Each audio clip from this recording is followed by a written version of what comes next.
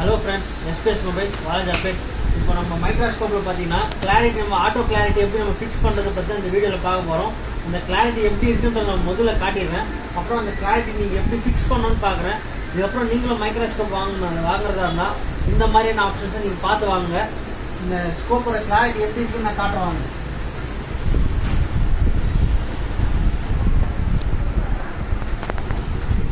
பாருங்கள், இது நம்மளுடைய RF 4D மைக்ரோஸ்கோப். இது இதில் பாருங்கள் கிளாரிட்டி நான் எப்படி இருக்குன்னு நான் உங்களுக்கு லென்ஸில் காட்ட ட்ரை பண்ணுறேன்.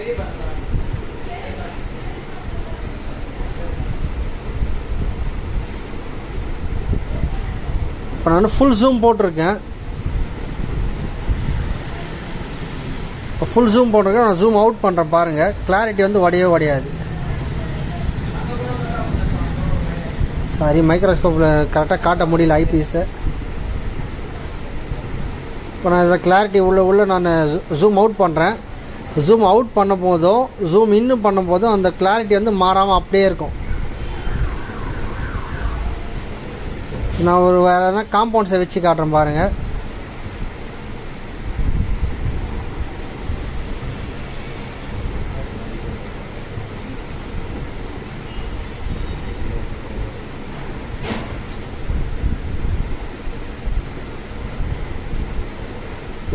இது ஃபுல் ஜூம் அவுட். இது இப்போ ஜூம் இன் பண்ணுறேன்.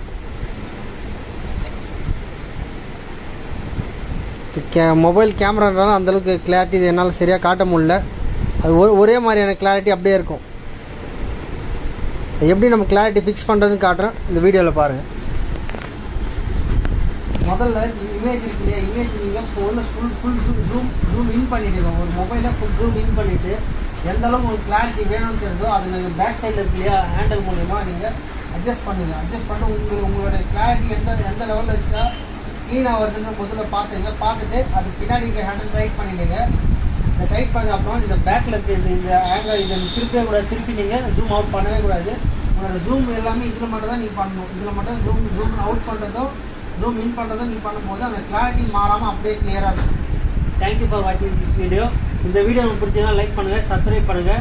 இந்த மாதிரியான யூஸ்ஃபுல்லான டிப்ஸ் வேணும்னா நீங்கள் நம்ம கீழே கமெண்ட் பண்ணுங்கள். தேங்க்யூ.